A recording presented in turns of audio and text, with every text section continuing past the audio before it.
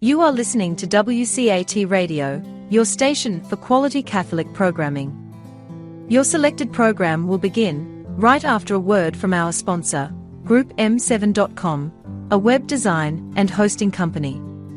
Log on to GroupM7.com today and let them know that WCAT Radio sent you.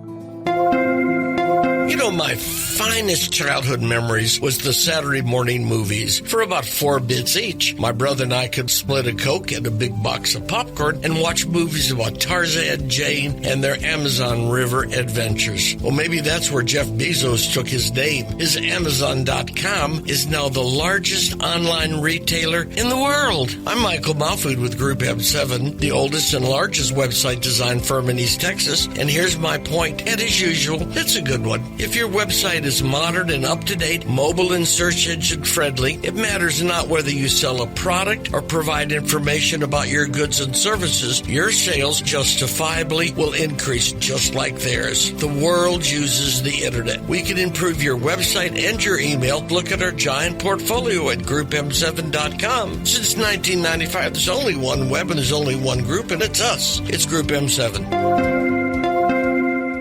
You're listening to WCAT Radio, your home for authentic Catholic programming.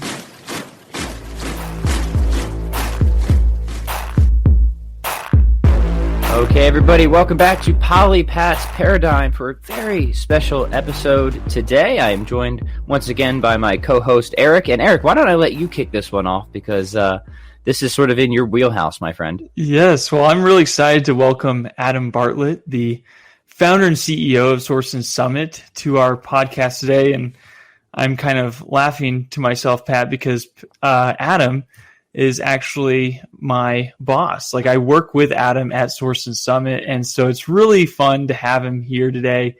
And I've heard him several times talk about the liturgy in different contexts, and it has really revolutionized the way I think about the liturgy. And so really excited to talk to him today about the authentic liturgical renewal of the Catholic Church. And in full disclosure, once again, I do work for Adam at Source and Summit. I'm the director of parish success, and it's been a really cool thing the past couple months, really getting a pulse on how parishes are thinking about the liturgy and kind of feeling this energy towards like a renewal in the liturgy that's already happening, that's been happening in the Catholic Church. And so wanted to have Adam on to explain to us what the role of the liturgy is and what the role of music in the liturgy is and how that relates to evangelization and the culture at large and all of that. And for him to just share his story. And so I'll introduce him formally here. Adam Bartlett is the CEO and founder of Source and Summit. He received his BA in degree in music from Arizona State University, his MA degree in liturgical studies from the Liturgical Institute of the University of St. Mary of the Lake, and studied Gregorian chant and English chant composition with Father Columba Kelly. He is the composer and editor of Simple English Propers, editor of the Lumen Christi series, and is the editor of the Source and Summit digital platform. Adam is active nationally as a speaker, teacher, writer, and clinician on topics of liturgy, music, and the new evangelization. He served as a parish and cathedral music director for over 10 years, as a faculty member for both the Liturgical Institute and Mundelein Seminary of the University of St. Mary of the Lake, as an adjunct faculty member of the Augustine Institute, and as a sacred music consultant for Focus. So welcome, Adam, to the podcast. That's quite the repertoire. Yeah, joy to have you, Adam. Thanks for being here. Thank you, guys. It's really a delight to be with you and Eric. It's strange to see you in a different room. We're usually in the same room working together here, so it's great to see you from this vantage point. Yes. Well, I kind of wanted to separate this podcast almost into two different sections with you guys. So the first is really, Adam, I would love to just hear your story. And I know you've definitely been influenced, a lot of different influences and a lot of different elements going into your journey with the liturgy and how you grew up and all of these things. And then the second part is just diving into what the liturgy is. And Pat and I, of course, will probably ask questions along the way. But if you don't mind, just, starting from the beginning. And if I missed anything in the intro, Adam, feel free to put that in there. No, gosh, I think you covered it sufficiently. But yeah, let me start from the beginning of my own story here. I grew up in a small kind of Midwestern parish. Pat and I have actually roots that are close to each other. We're just talking about that, but had a liturgical experience that I think was on par with most, many people in the 80s and 90s. And actually, my first liturgical music appearance was as a guitar player in the 3rd grade for my Catholic school mass. So, my liturgical music career sort of began in that way, strumming the kind of, folk mass music of that era. And then in my high school years, I really became, kind of a subject of the new evangelization, right? And I kind of got into a lot of the more evangelically oriented music. Of course, I was playing in rock bands as well at the time, which was a lot of fun. Really got into the guitar during that time. But went to Steubenville conferences and a lot of the things that young Catholics were doing at the time, and had a very deep, I think, and personal awakening in my own faith life, during that time. So I went on to music school and found myself in Tempe, Arizona, in the birthplace and the land of Life Teen. So the whole Life Teen movement, and got plugged in with a lot of the contemporary musicians who were sort of leading that movement, and found myself as a Life Teen, worship leader actually during that time. Simultaneously, I'm studying music, academically, and discovering really for the first time a lot of what the Second Vatican Council and what the church documents describe as, the authentic sacred music tradition of the universal church that's greater than that of any other art and a treasure of inestimable value, namely Gregorian chant and sacred polyphony and everything else that flowed from it. Mm-hmm. So I was discovering that, but at the same time in this kind of contemporary music liturgical world. So I really, during that time, held an interesting tension between a lot of the music that helped, I think, foster my own, conversion and built my faith and love, of God and fostered my vocation and so forth, but also discovered this rich inheritance, and heritage that we have as Catholics, and just really wanted to understand it and wanted to help bring about, a renewal of liturgical music in particular. Mm-hmm. And so there's kind of a fun story that I want to add to this. During that time, and as I was kind of discovering this inheritance of ours, there was an Eastern Rite priest in residence at my Roman Rite parish. He was in Phoenix for health reasons. He had a kind of a bone condition or something, but was very academically inclined, very smart Eastern Rite priest who did not have faculties to celebrate the Roman Rite. So he got permission from our pastor to celebrate the divine liturgy of St. John Chrysostom a couple of times at the parish. So he recruited me to direct the choir. And I have to say that during that time, he catechized me in the reality of the liturgy, from an Eastern perspective, which was really amazing. But also I experienced a fully sung, fully chanted liturgy for the first time. I never had experienced that in the Roman Rite, but in the Eastern Rite. So I'm learning all of these kind of strange, or unusual Eastern tones and hymns and so forth, and had a very profound encounter with the beauty and transcendent, character of our liturgical heritage. Right. And so that propelled me on really to want to discover and understand and own our own, heritage. So as Eric mentioned, I went off and studied Gregorian chant with a Benedictine monk, and, he kind of took me under his wing, went on to study the liturgy academically, and ended up teaching seminarians for a little bit. During that time, I was putting together practical resources for parishes that were really helping them, bridge the gap between where a lot of our liturgical music was and is, kind of onward and upward into this rich inheritance. So that's what spurred the various publications and the efforts that Eric mentioned and that we're doing today still with Source and Summit. Yeah, that's really cool. That's really interesting, Adam. So just we have more in common than I think we initially realized. So I've been a musician all my life too, a guitarist, a rock guitarist. I still produce and make a lot of rock music, mostly for my 3 adoring fans all over the world. We'll have to jam sometime. Yeah, no, we will for sure. But like you, I'm kind of I came into the church a little bit later in life. Still discovering and deeply attracted to this great liturgical tradition that I was completely unaware of, at least for my first couple of years.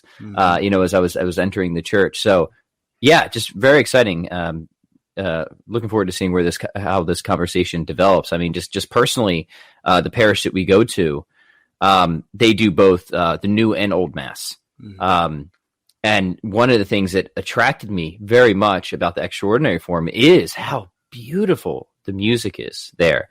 And as much as I am just, I guess, a rocker at heart, right? There's something about that wonderful tradition. And it's not like the Eastern Rite. So I've never experienced a full Eastern Rite with chants and all this and that, but it's just so reverently done and so beautifully done that it's just such an enriching experience to liturgy that it's hard to like go back to anything less than that. You know what I mean? So there's just a few initial remarks there.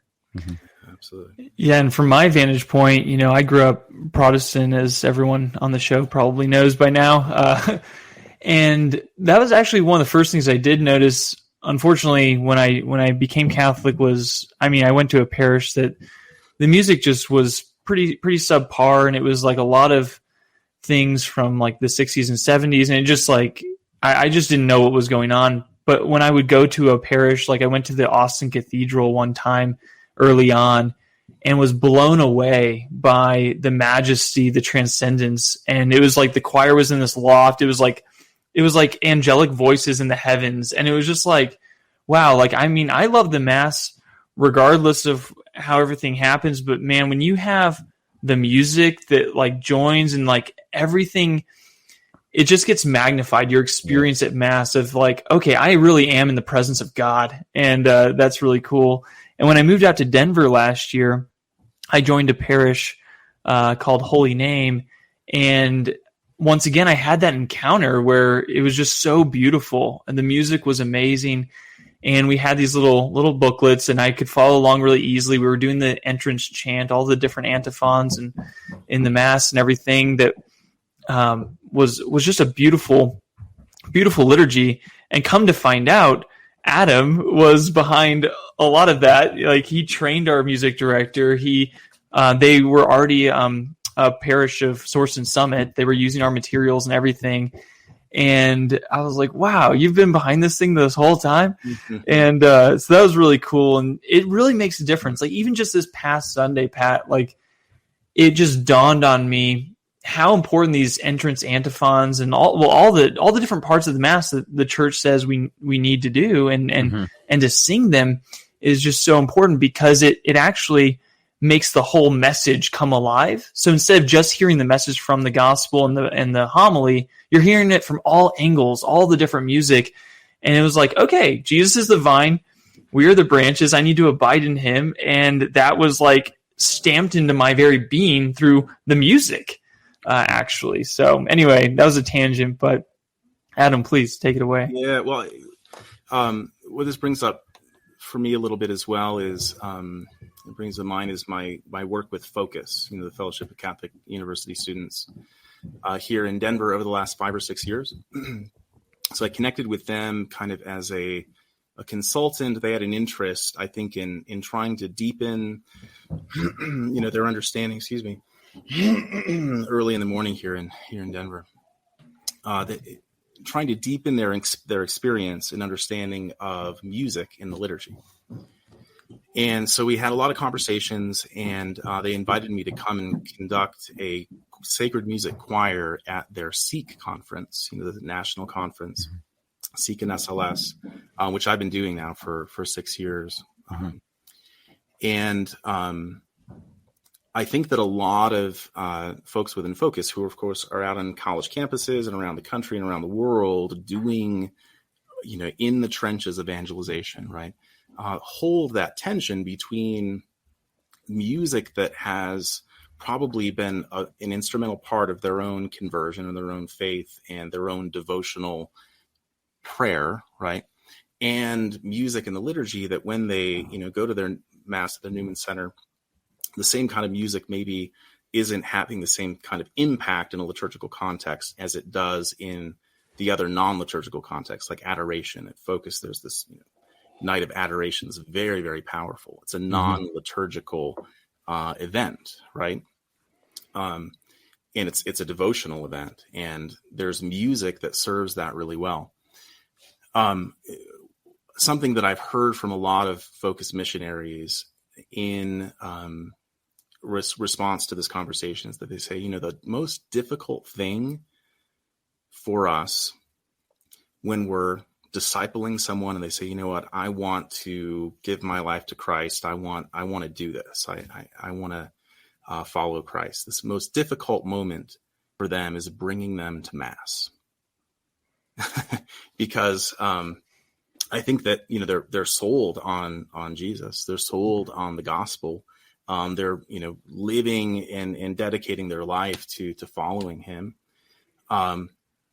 They're catechized in what the liturgy is and what the teachings of the church are and so forth. And it's a beautiful, grand vision. Talking to two converts here, you guys probably resonate with this, right? But then you show up to your local parish and you have, maybe slightly dated music from a couple decades ago, a very kind of casual experience. And you're saying, wait a second, this is supposed to be a sacramental manifestation of the heavenly Jerusalem. And right. We're all like, so it's a big obstacle. So I think that what our efforts within Focus have helped show and display is that within the liturgy, there's a particular purpose, and there are particular forms, musical forms, and ritual actions, and words, and rites, and gestures that all serve a very particular purpose, and they serve the purpose of the liturgy, which is set apart. It's placed upon the mountaintop of the church's life. It's the summit, the peak, which also becomes the source of everything that we do, right? Right. And it's okay for us to do. In fact, most of what we do in our lives of faith is actually not on the mountaintop. It's down in the world below. It's being poured out and down the mountain into the world to radiate the light of Christ, to everyone that we encounter. It's about climbing that mountain again and doing the work of discipleship and doing the work of catechesis and study and asceticism and so forth, so that we can once again arrive at the peak where this very special, unique moment that is meant to draw us into perfect worship of the Father through Christ, who is the one who does the praying and does the work, does the offering of himself, united to his mystical body, so that we can be reconciled to the Father as his adopted children. Like, that is what the liturgy is. And everything that we do in the liturgy should be serving that purpose. So if we're doing things that are serving other purposes within the church's life, like evangelization, liturgy is not the place that we're supposed to be evangelizing. We're supposed to be doing that out in the world. It's actually not the place for devotion. It's not the place to pray the rosary, right? Or to do other devotional things.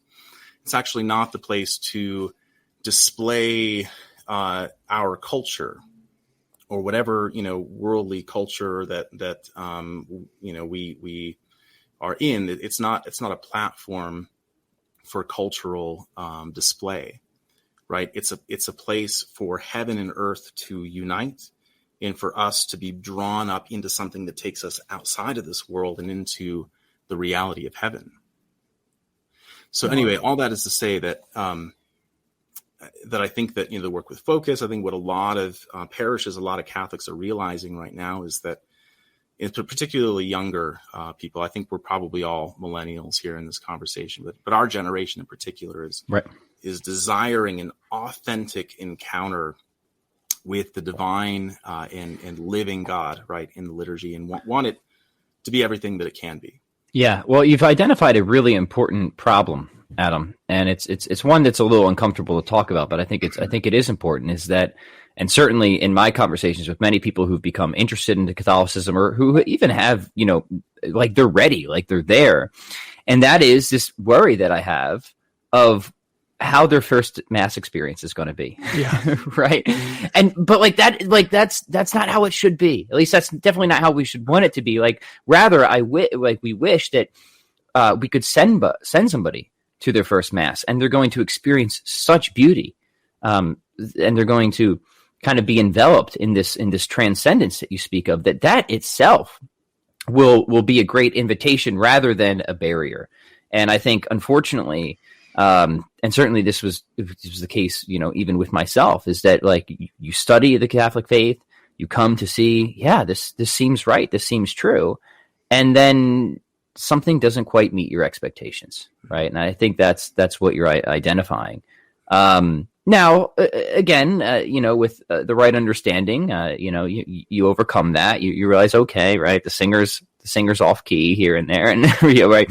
And you're like, and like, for better or worse, that's, when I was, when I was back in Pennsylvania, sometimes I would prefer to go to the earlier low Mass where there was no music, because the music normally was just really bad. It was a distraction more than it was anything.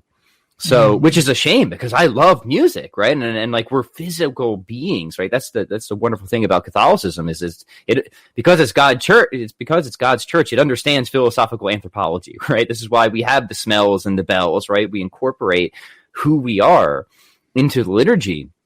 However, if you start getting off on some of these things, it can, as it does for a lot of people, and certainly for me, it can start to take away rather than add to the sense of transcendence. So I'm glad you brought that up, because that is a real issue. That's a real concern that I have now of working with people who are very interested in coming into the church, especially if they're like, message me online around the world and they're like, hey, I'm thinking about going to a Mass. Like, I have to Google and like see like, what are the reviews of the liturgy here? Like, what's their first experience going to be like? Right. And like, I just so wish that I didn't have to be worried about that. But I think we do. Right. Mm-hmm.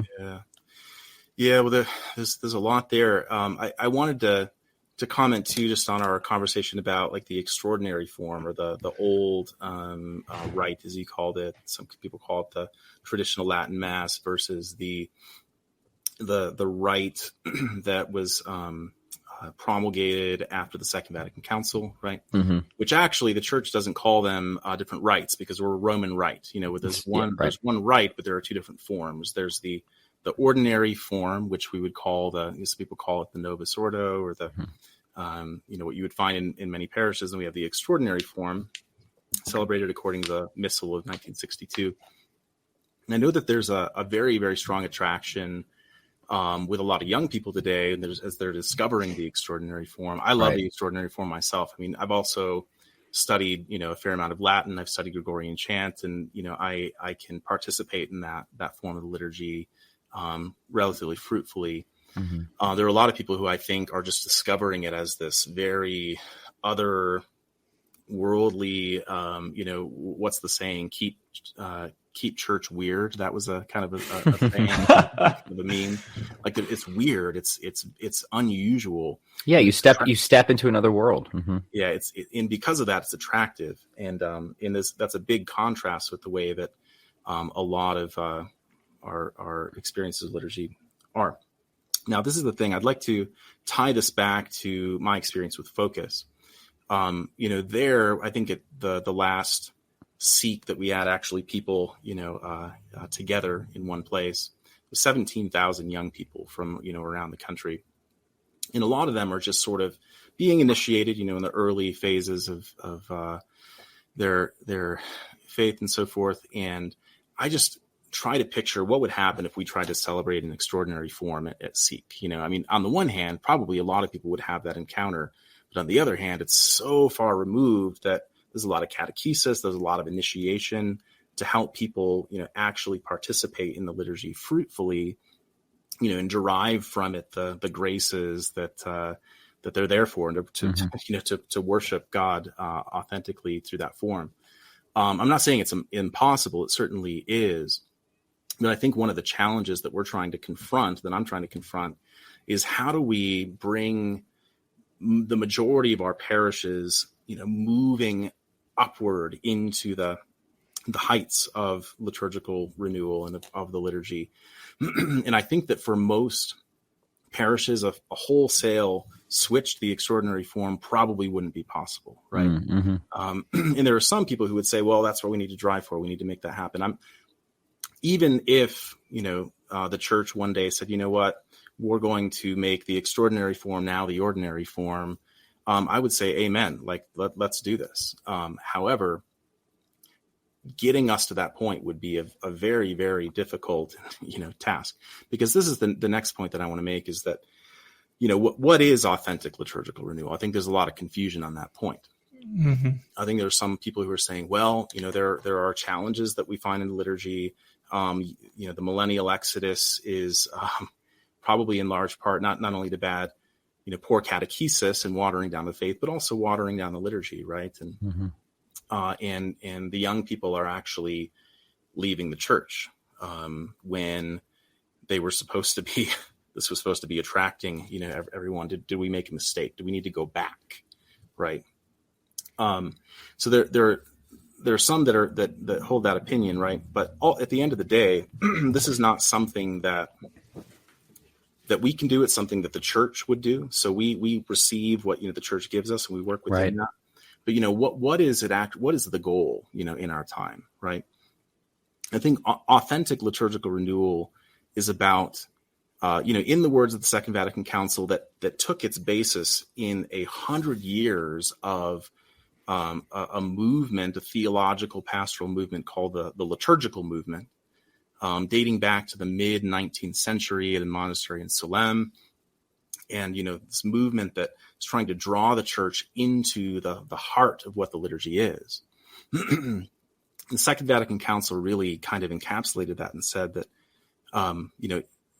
in the liturgy, we need to participate fully and consciously and actively in the liturgy itself, and not be doing other things while the liturgy is going on. Mm-hmm. In order for that to happen, I think there are two things that have to happen.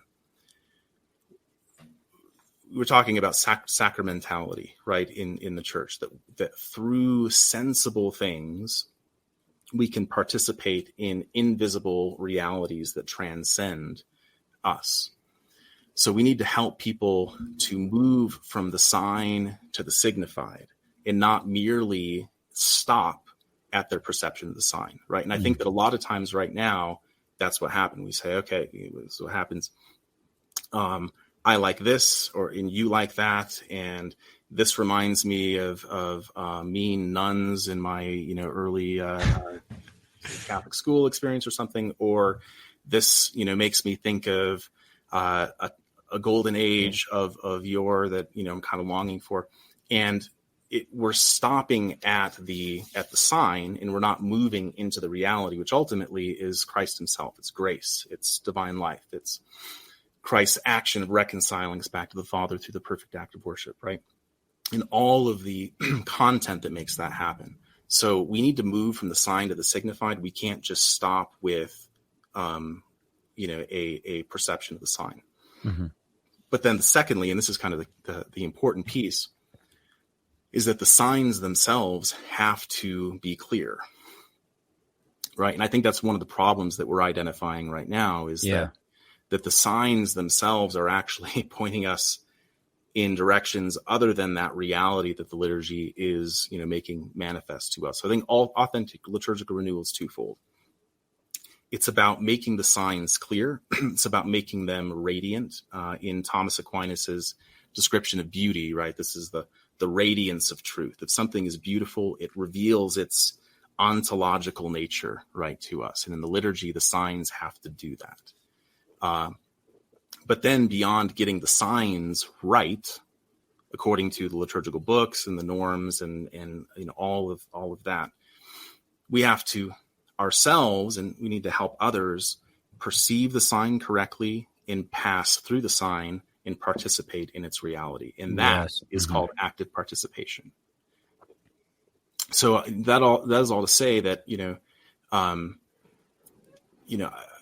with the extraordinary form, again, I love the extraordinary form. It's an immense treasure, but to help people perceive those signs and to participate in that reality, that involves a very significant effort of catechesis. We need to understand the Latin language relatively well, or be able to navigate it with translations, etc. We have to understand all of the content of the rites that are being presented, not just a rational understanding, but we need to be able to engage them and move through the sign to the signified. So, what I'm focusing on, what Eric and I are focusing on, day by day, is giving parishes the resources that they need to help them elevate the liturgy and do the work of authentic liturgical renewal in a way that is going to, move them gradually and slowly up into this vast, treasure trove that is our heritage, and that is our, the liturgy itself. And I think doing that gradually, at Seek, 17,000 young people chant together, Jesus Christ is the same yesterday, today, and forever, with full voice, and they're just completely engaged in that, and because it's accessible to them, right? So that's, I think, one of the big tasks in authentic liturgical renewal today is how do we create a path, right, where we are up into the fullness of what the liturgy can and ought to be for us. Yeah, Eric, did you want to chime in? Yeah, I mean, I think that's what things like that we're seeing, what could be happening in America right now. Kind of the pulse that I'm getting is like people are tired, like especially the people in our age group are tired of like poorly done Novus Ordo masses, and they see the beauty of the extraordinary form. So then they like ditch the Novus Ordo to go to the extraordinary form or to the East, which is tempting to do because they are usually in our context very well done and all of that. But what if the Novus Ordo was done rightly? What if it was done with like this reverence, this holiness, that you get that feeling and that sensation in these other forms? But what if the Novus Ordo was done so excellently that you really, and you were so engaged that you were caught up into the heavenly places?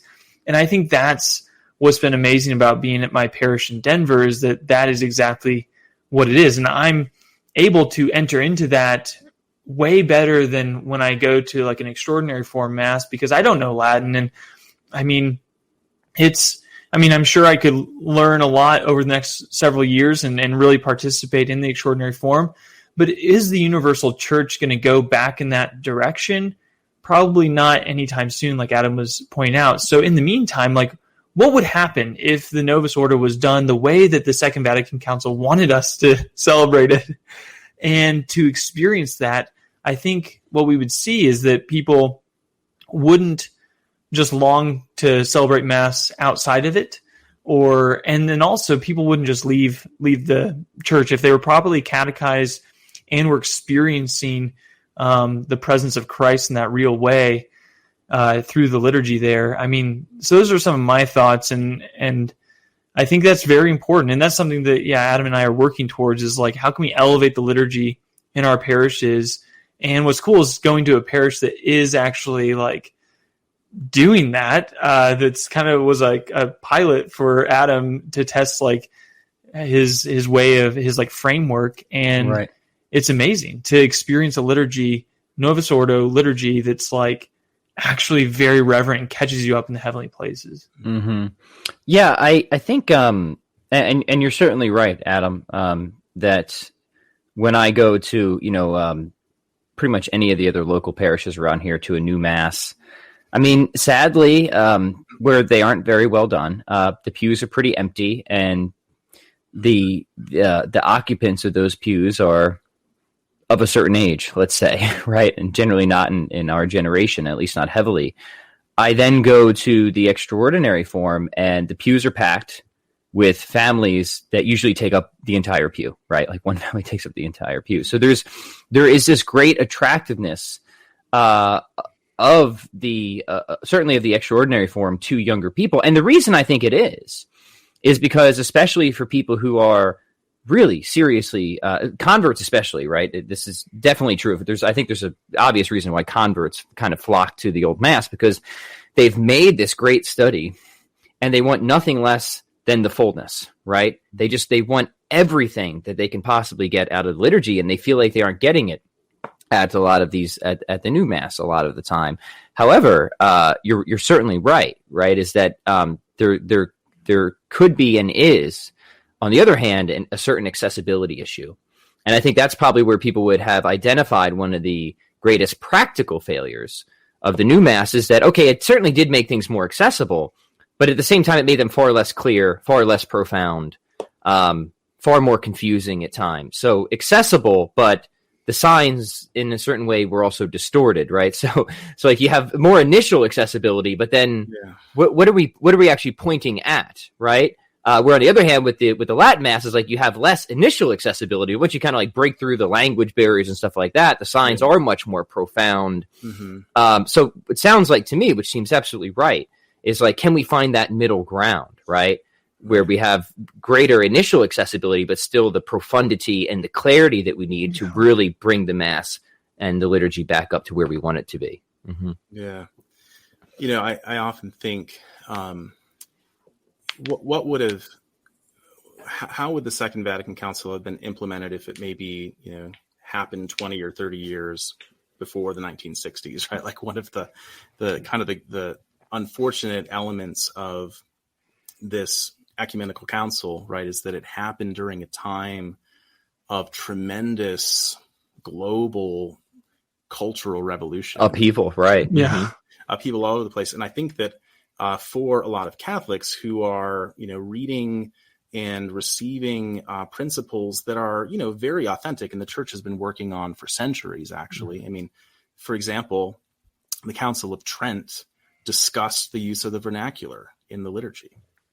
And I think without the revolution that was happening then, with Martin Luther and the Protestant Reformation, it may have happened, right? So that this idea is not a new idea, but I think that a lot of people who received it in the 1960s mixed it in with the message of this global revolution and said, okay, great, out with the old and in with the new. Yeah. Mm-hmm. And it was just sort of the perfect storm.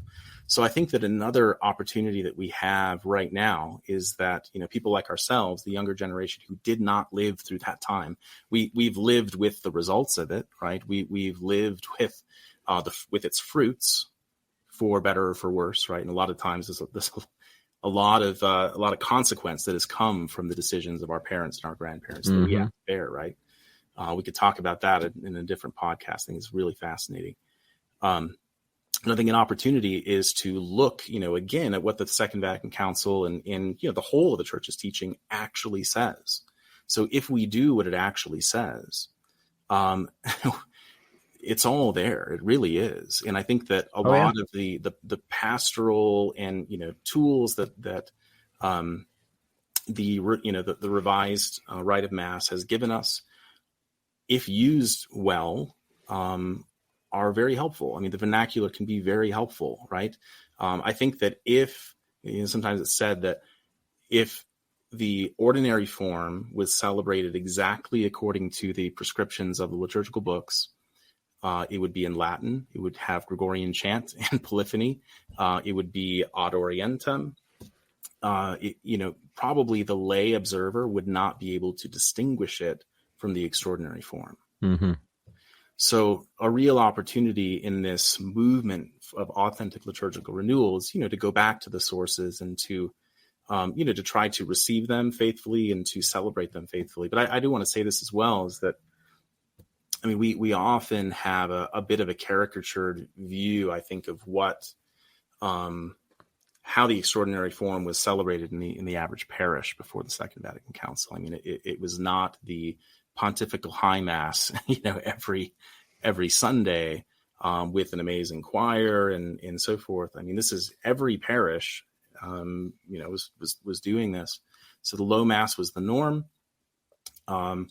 If you had a choir, maybe it was a few nuns that teach in the school and a few, kids, maybe a few men. They cranked through the what are called the Rossini propers. They sang off the antiphons to a psalm tone and then moved into a Latin hymn or motet from the St. Gregory choir book. And, it was very kind of practically done because they had to do it week after week. And, so we have to understand really what the extraordinary form was and in contrast with, kind of an imagined vision of what we an imagined golden age that really never was, right? Yeah, exactly. So I think about the church and I think about the saints and the model of the saints. They are models of sanctity. They're models of perfection that the rest of us see and we imitate and we strive to become. But the reality is that, the journey to becoming a saint is a long and arduous one. So it's the same thing with the parish. If we're trying to renew our parish, there are models that the church gives us, liturgical models that we should always strive for. But we need steps, to get us there. Mm-hmm. And I think in the preconciliar liturgy, one of its, kind of unfortunate aspects is that you either had a sung mass where everything had to be sung, it had to be sung in Latin, or you have a low mass where nothing may be sung, and then the custom of singing vernacular hymns at the moments where the mass pauses starts to begin. And there was no middle ground. So a lot of the resources that Musicam Sacram, the document 1967 following Vatican II, the values that it gives us is that it gives us these pastoral practical tools to go step by step upwards into the fullness of what the sung mass can eventually become.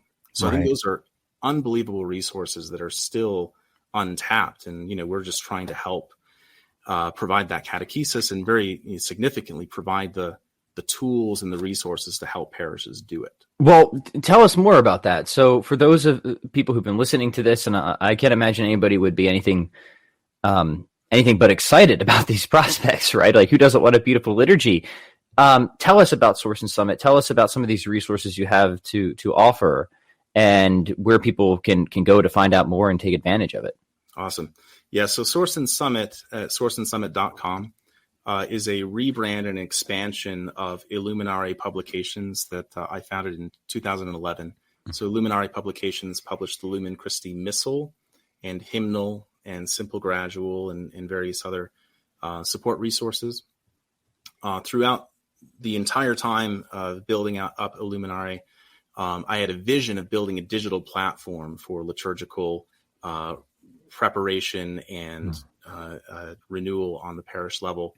And that has come to be the Source and Summit platform. So we launched it into beta in August of this last year. We've had, I think, over 1,200 accounts created since then. And wow. Parishes are, I think, really amazed by what they're seeing. But what the Source and Summit platform is it basically puts the riches of the liturgy at your fingertips in a very useful, beautiful user interface. All the lectionary readings and antiphons and mass texts that belong to every day, according to the ordinary form calendar, are made available to you. And all of the different possibilities, the use of the commons and of different texts, all of that is pulled together in one single ordo, is what we call it. And then all of those texts can be sung. So there are a variety of musical settings that can be applied to those texts. They can be viewed in square notes, the traditional chant notation, changed to modern notation. You can add a harmonization or accompaniment. You can even add chord symbols for people who, that would be helpful for. All of the different kind of practical tools that you need to actually make this happen in your parish and to sing the Mass in your parish.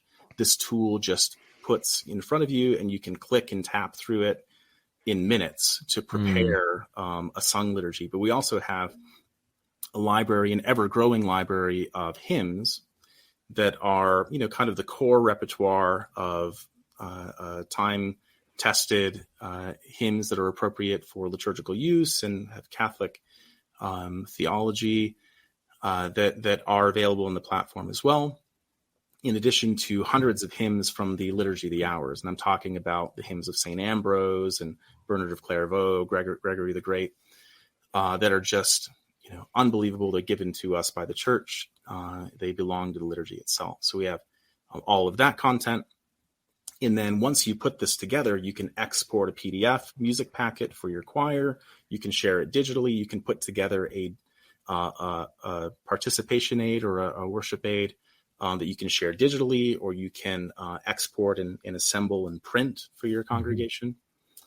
And then we're also actually, I'll give you a little sneak peek because we're about to announce it, coming out with a missal as well for the pews that complements in this digital platform entirely. So wow. So it really is like a done for you program. That's really incredible. It makes the hard tasks, we solve the difficult problems so that, parish music coordinators and music directors, even pastors themselves, can just assemble everything that they need and deliver it in a variety of formats. If there's something that they want to upload that's not there, they're able to upload and maintain their music library, add announcements and prayers of the faithful, these sorts of things, right in that interface. Wow. So it really is a revolutionary tool that is really just hitting the Catholic space. Well, I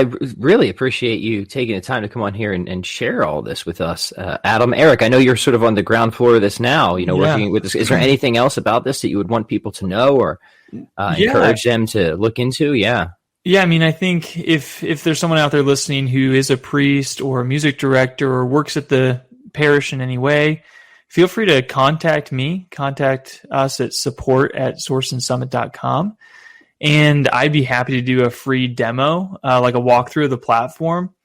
And what I wanted to say, though, Pat, is like I've done several of these over the last couple months, and every time it's just amazing. Everyone's like, I'm showing them things. They're like, oh, wow, that's amazing. Or like, that's going to save me like half the time that I spend on this. And so to have that positive feedback, and we haven't even publicly launched yet. Like Adam was saying, we're in beta.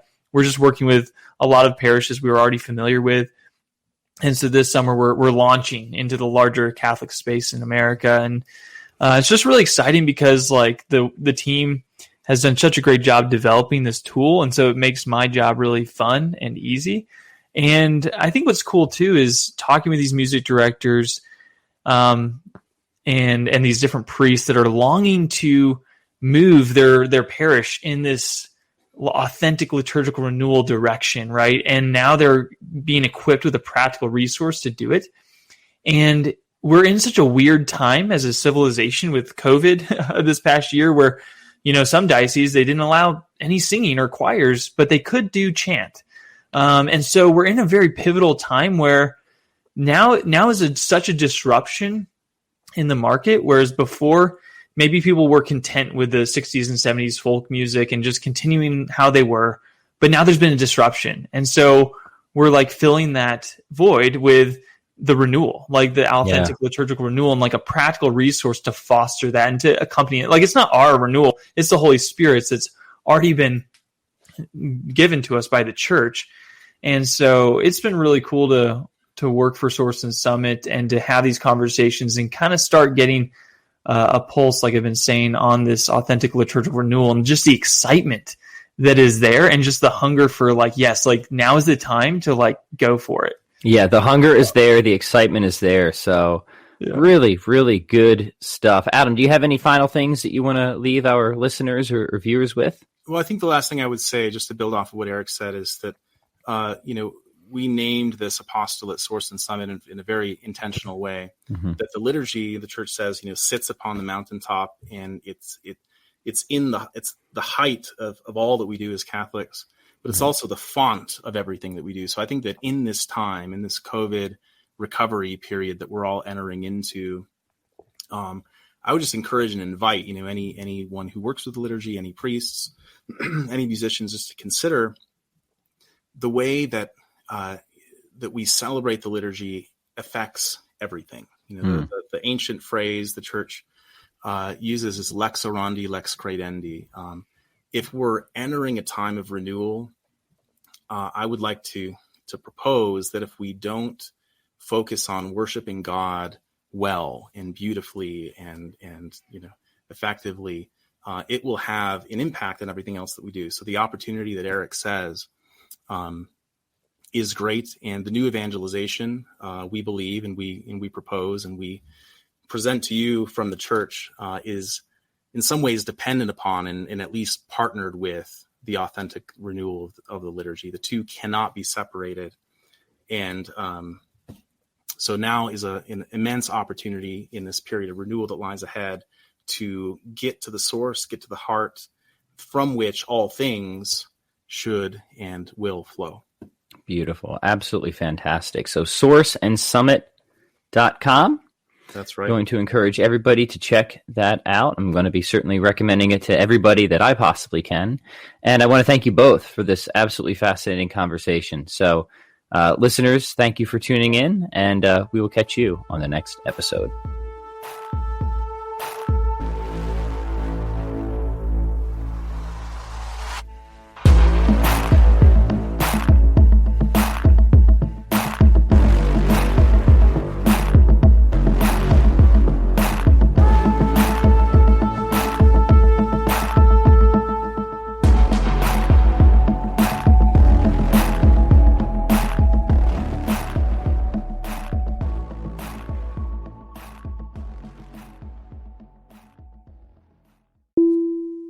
The mission of Holy Apostles College and Seminary is to form faithful witnesses of Christ.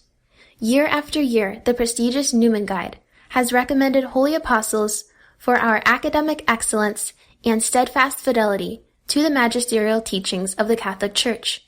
We are also fully accredited and the leader in Catholic online learning. Our students enjoy the unsurpassed flexibility to study on their own time and anywhere in the world through asynchronous engagement. Holy Apostles is dedicated to the relentless pursuit of truth, which allows students in all academic programs, including undergraduate, graduate, and personal interest, to formulate a coherent worldview based on both faith and reason. The study of the liberal arts also develops and refines key competencies associated with career readiness, such as critical thinking and problem solving, clear communication, collaboration, and a strong work ethic. The tuition rate at Holy Apostles is one of the most affordable in the country. Yearly tuition for a full-time undergraduate is under $12,000.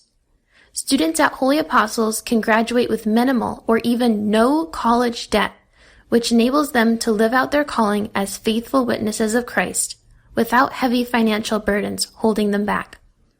Please visit www.holyapostles.edu/admissions for more information. The fall 2021 admissions deadline is Friday, July 23rd. Classes start Monday, August 30th. See you soon. Hello, God's beloved. I'm Annabelle Mosley, author, professor of theology, and host of Then Sings My Soul and Destination Sainthood on WCAT Radio. I invite you to listen in and find inspiration along this sacred journey we're traveling together to make our lives a masterpiece and, with God's grace, become saints. Join me, Annabelle Mosley, for Then Sings My Soul and Destination Sainthood on WCAT Radio. God bless you. Remember, you're never alone. God is always with you.